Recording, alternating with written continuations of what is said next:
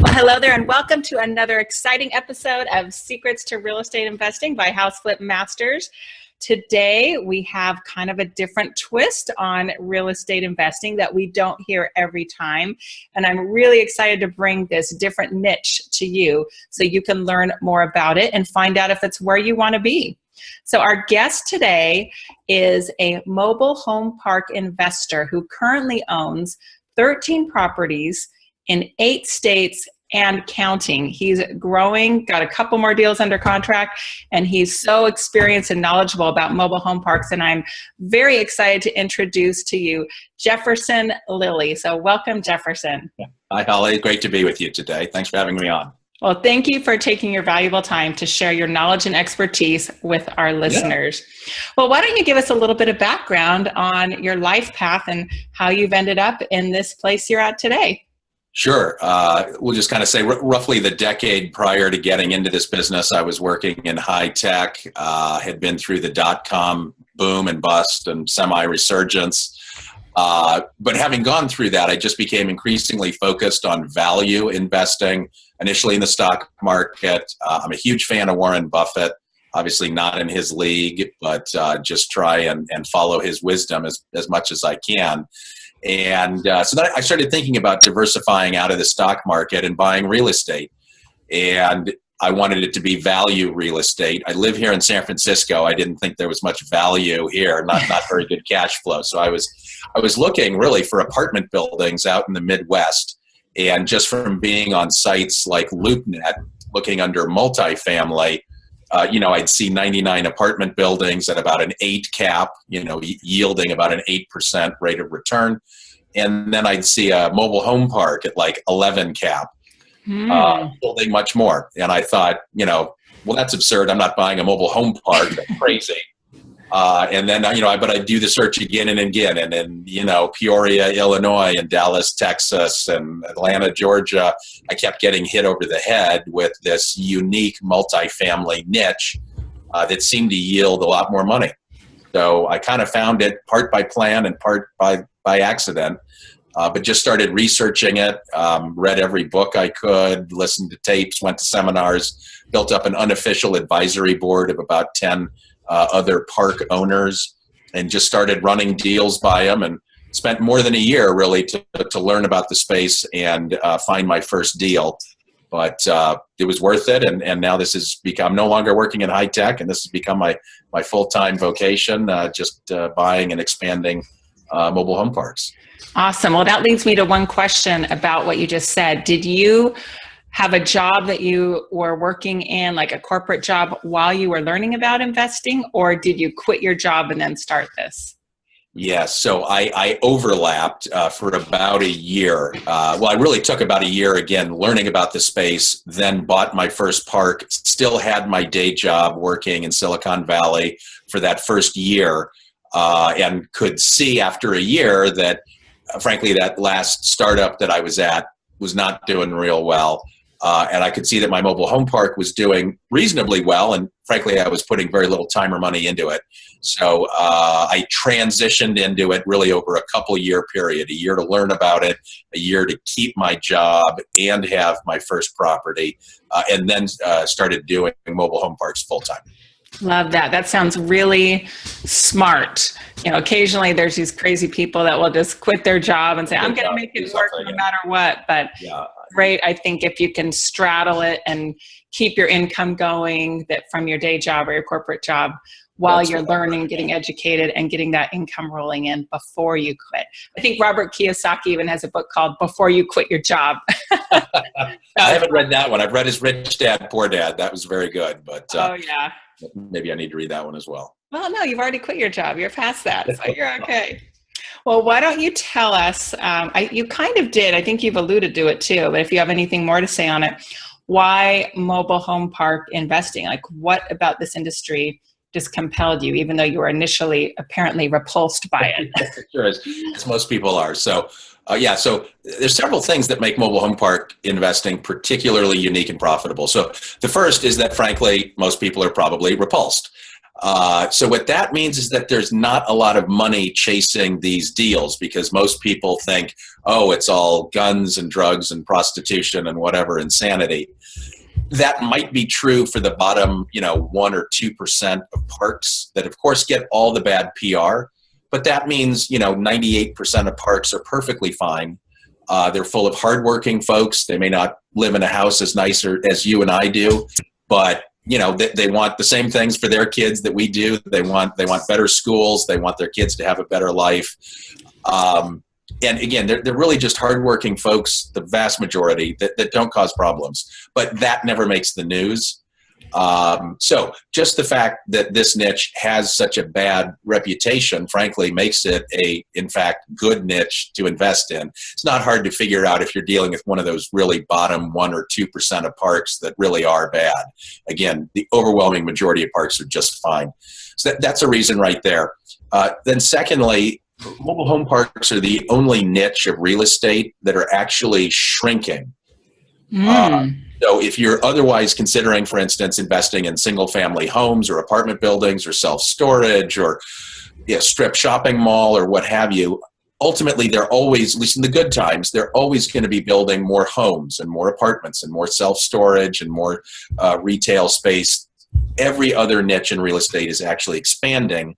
Only mobile home parks have really been outlawed or really had the zoning changed against them by pretty much every city and county over about the last 30 years. So it's really not possible to build more mobile home parks. And in fact, then best guess is about 1% of mobile home parks get plowed under every year, and they do become some sexy new strip mall or apartment building or what have you. So those tenants have to then infill the remaining mobile home parks. So that provides a steady stream of tenants, and demand, again, continues to grow with the population about 1% a year. So only mobile home parks have this growing demand 1% a year, shrinking supply 1% a year, and where the supply and demand curve intersect is higher. So that means higher lot rents. Another key thing is that, in general, we only own the land. We usually don't own the homes. If we do, we'll actually put them on rent-to-own agreements to the existing tenants and allow them to become homeowners, get out of the game of being renters. Now, that means two things. First, we as landlords, really just owning the land underneath, we've got lower repair and maintenance costs because we're not maintaining those proverbial leaky toilets and leaky roofs. Those improvements are owned by our tenants. But then secondly, not surprisingly, when you give folks a shot at home ownership, they begin to show pride of ownership and they take better care of the house. It's not like we're shifting some huge bill to them. They just maintain the houses better, and they don't have to spend that much repairing the proverbial leaky toilets and leaky roofs. So it's a great win-win for everyone to help our tenants become homeowners, and again, to have us just own the land. It's not very expensive to maintain land. We mow some lawns and we do some sewer unstops. But again, not very expensive to maintain the land. And then finally, when your tenants own their own homes, they're not likely to move. Frankly, it costs $4,000 to $10,000 to move a mobile home, depending whether it's single wide or double wide. So tenants, if they need to take, for instance, a job in another city, they're very likely to sell the house in place and go buy a new mobile home in whatever new town they're moving to. So that means really the tenant is the home, not the person. And again, the homes tend not to move. They tend to stay in parks for about 50 years. So that means our tenant turnover really is more like 2% a year, whereas folks that own single-family houses, quadplexes, apartment buildings, probably those renters turn over even every couple of years. So, that niche has more like a 50% turnover. So we just have much, much more stable cash flows with the tenants. Again, really the house is just not turning over that fast. So very compelling niche. Definitely. I think I'm sold. I think I need to go buy a park. Okay, good. Well, why don't you entertain us with a little interesting story from your experience with mobile home parks? Okay, yeah. When I was first getting into this business, I did buy several mobile homes to bring into that first park when I started doing it full time. I had some vacant pads, so I bought some homes wholesale, brought them in, and then when I went into the DMV, this is in Oklahoma, to get those titles for those mobile homes put into my name, I had several of them, and the woman behind the counter sort of looked at me surprised. She looked me over like head to toe, Holly, and she said, "You own more than one mobile home?" Ooh. I felt like quite a big shot. Anyway, so that's one of my humorous stories about this business. Well, that's a good one. So speaking of Oklahoma, why don't you tell us where, if you can remember them off the top of your head, all 8 states that your properties are in? Okay, sure. Yeah, going left to right, roughly across the country. We're in Wyoming, Kansas, Oklahoma, Illinois, Indiana, Ohio, Michigan, and coming back around Wisconsin. And then we've got 2 other deals under contract that'll take us into, I think, 1 new state. So wow, that's quite another 2 months. quite a diverse area. Now, let me ask this. Why are you so diverse? Was that intentional? Do you just kind of say, because right now I flip houses and I kind of do all of Southern California. I said, if there's a good deal, I'll do it within Southern California, but sometimes I'm driving 2 hours to get to them. Yeah. So with you, how did you end up so wise? Yeah. So, if you're doing more traditional real estate, like single family houses, you would know better, but I would guess down in Southern California, you've probably got 1,000 houses within a 2 or 3 hour drive of your house that you could buy. In my niche in mobile home parks, there might only be a total of 1,000 mobile home parks up for sale every year, obviously spread out nationwide. And me living here in San Francisco, frankly, there are none in San Francisco. I'd have to go over into the East Bay. And really, California real estate is just quite expensive if you're looking for cash flow. And that's the way we play the game. We buy parks at generally around a 10 cap. So again, we'd be getting 10% return on our money, unlevered. We do typically buy with leverage, so we're getting usually closer to 20% cash on cash.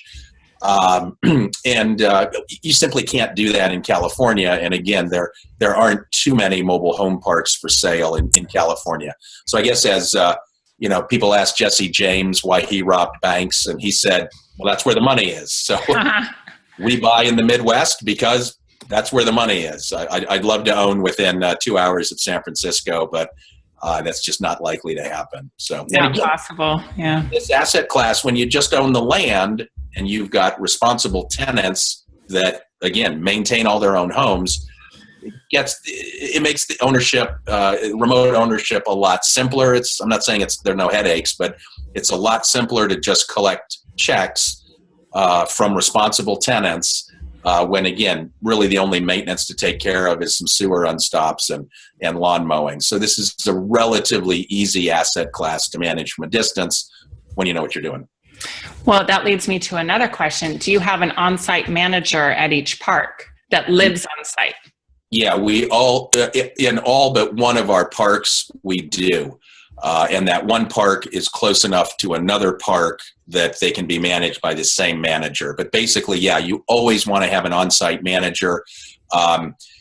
As we say, the way to find your next mobile home park manager is you go into the park on a sunny Saturday afternoon when all the kids are playing and the parents are out, and you crack open a Coke or a beer, whatever is your preference, you drink it, you crinkle up the can, throw it out the window of your car, and whoever's the first person to come up and tell you to clean that up, that's your manager. I love that. That is great. So we will look. That's a bit tongue in cheek, but it's not that far off the mark. We look for the tenants that have the best houses that's not necessarily the newest houses, but the houses that are kept the best, have a clean mowed lawn, not junk, not kids' toys or adult toys in the lawn. We just look for whoever really has the best looking house, and we'll approach them about being the manager. And that usually pays good dividends. And then they handle all the rent collections, any late notices, and scheduling a lot of that more minor routine maintenance on the land, the sewer and the lawn. We do have a remote asset manager who will do more involved things. For instance, when a tenant maybe abandons a house, and it actually does need to be, perhaps repossessed, painted, recarpeted, what have you, our remote asset manager will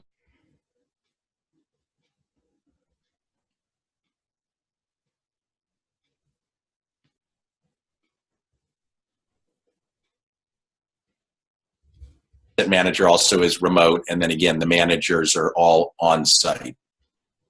Okay, and led me to another question. So does the managers get free lot rent? Is that how that works? They'll get free lot rent plus generally $10 per month per lot. Oh, wow. Plus they'll get an additional $5 a month for any mobile home that we own that we've typically got on a rent to own agreement. So again, they'll be making between $10 and $15 a lot. So say a 50 space park, they'd make at least $500 a month, maybe as much as $750, and they get free lot rent. Nice incentive for them. That's great. So do you have any other interesting stories about your parks or the residents?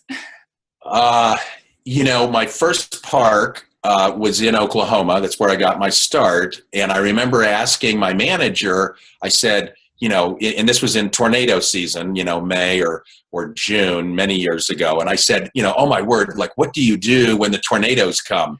And, I was expecting him to say, oh, we go running and screaming for the hills. But he said, we watch them. I said, you watch the tornadoes? Are you crazy? He said, Jefferson, no, these things move slow, typically 10 miles an hour, and they tend to come from the southwest and go to the northeast, diagonally across the state. So if we look at them and they're already north or west or east, probably there's nothing to worry about. If they're to the southwest of us, then they're likely going to come towards us. Then we'll get in our car and drive north or east and get out of the way. But anyway, I was just surprised. He was a senior citizen, and he was not running for the hills. He was just going to watch them on his front porch. This was kind of entertainment. He grew up in Oklahoma. He had never been hit by a tornado. Had never had any problems. But that's what he did. He just watched the tornadoes. No running and screaming. So, have any of your parks encountered any weather trauma of anything like that? A little, in that some roof shingles have been blown off and some vinyl siding has been blown off. Thank heavens we've not been hit. And again, 99% of parks never get hit by a tornado. But of course, when they do, the media is right there, cameras rolling. And so this niche has a undeservedly bad reputation. But yeah, honestly, a lot of those didn't even meet the deductible of, like, I usually keep $1,000 deductible per house, relatively high. So I've had to pay that out a couple of times. Of course, it means my insurance premiums generally are lower. But yeah, just relatively minor stuff. And frankly, site-built houses in the area had similar problems. It didn't cause any undue problem just because they're mobile homes. Most mobile homes today are built with the same materials that site-built homes are built with. A lot of people don't realize that. But, they're not going to survive a direct hit with a tornado. Neither is a site-built house. Right. The high wind stuff, you lose some shingles, you pay out $1,000. You're back in business. Not a problem. No big deal. Well, interesting. Well, I'd love to hear from your perspective the path of a mobile home investor, because in the single family world, usually people start out from wholesaling houses to flipping single family homes to perhaps working up to multifamily and doing apartments. Is there some kind of a path similar like that to mobile home park investing? There is, and frankly, anybody that's moved along that path would now be ready to acquire a mobile home park. Also, we have people in our industry, we call them Lonnie dealers, nicknamed after a guy named Lonnie Scruggs, who wrote a book called Deals on Wheels, which is all about buying mobile homes and fixing them up and flipping the homes.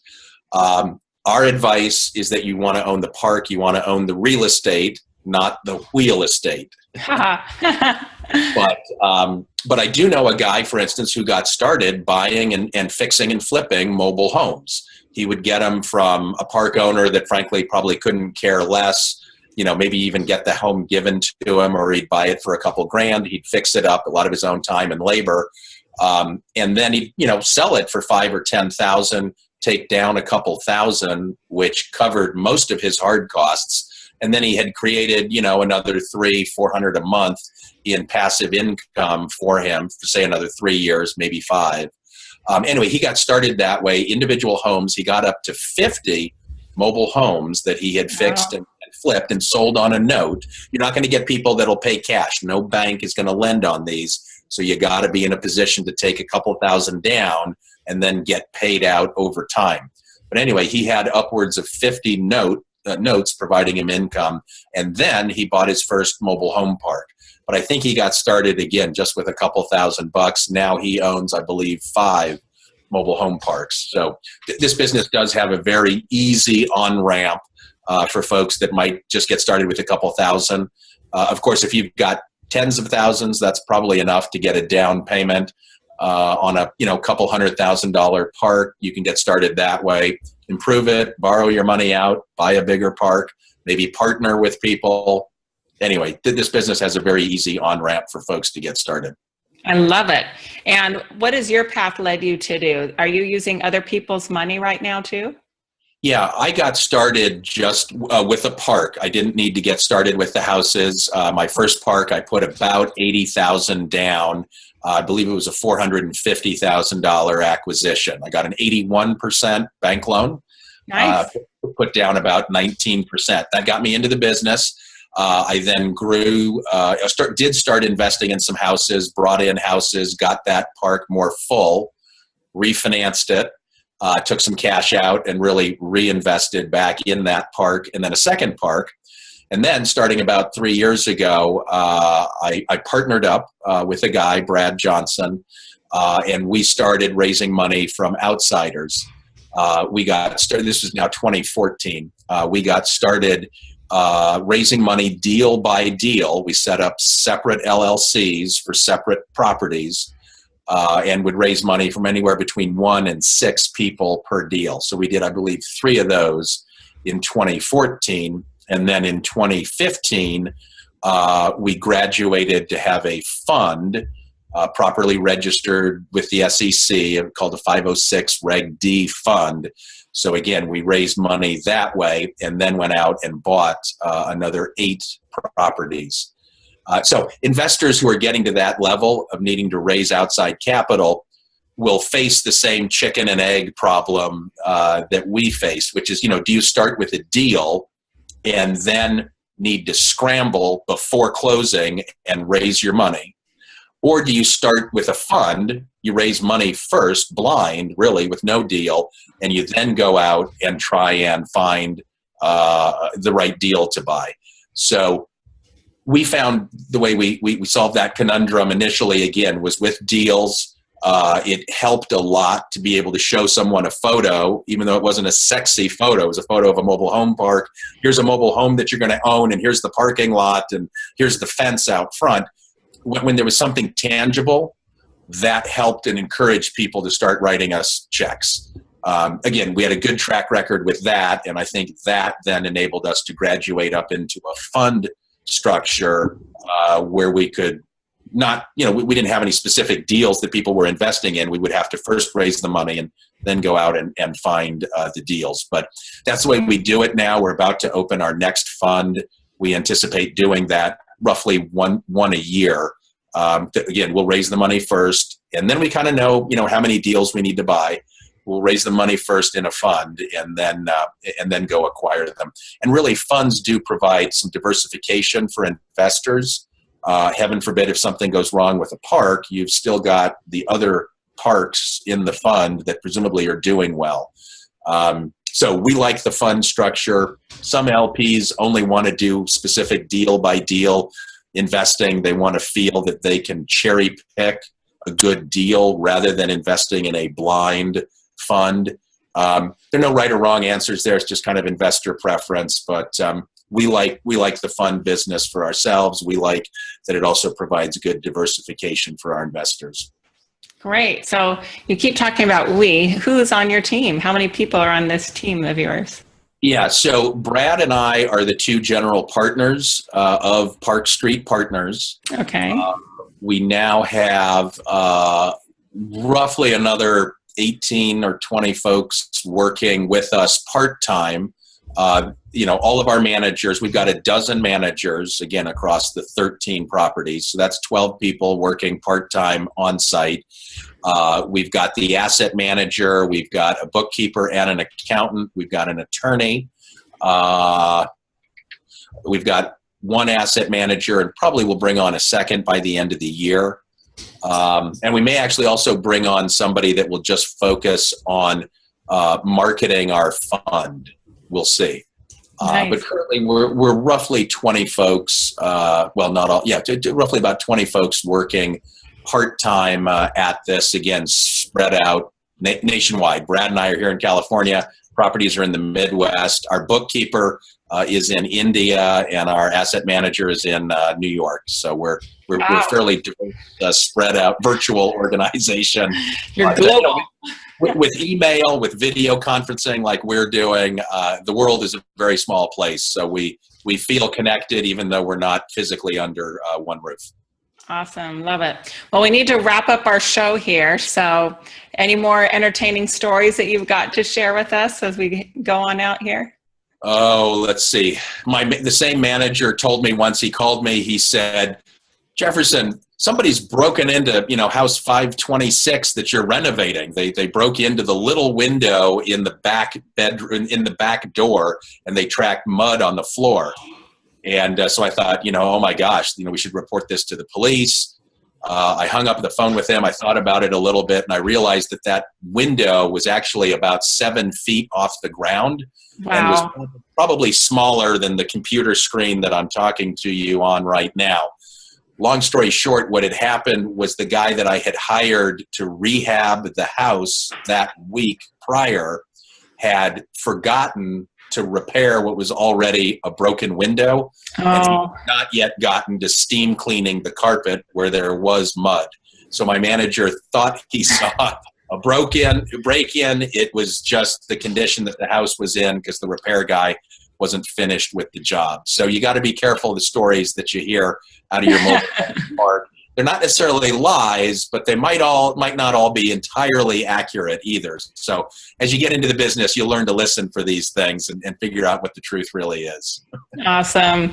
Well, you've given some great advice on how someone can start with little to no money. You can probably start doing a Lonnie deal on a credit card if you had to. Yes. You get your foot in the door, wedge it open, and then just grow bigger and bigger and become a mobile home park mogul like yourself. Very cool. Oh, yeah.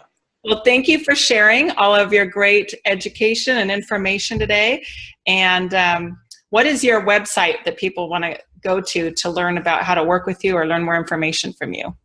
Sure. We're at parkstreetpartners.net, N-E-T, and we've got resources there both for folks that may want to tackle owning a park themselves, as well as for folks that might be just happy co-owning parks with us and investing in our fund and just sitting back and letting us send them checks. So whether folks want to be an active or a passive investor, we've got resources for them there, parkstreetpartners.net.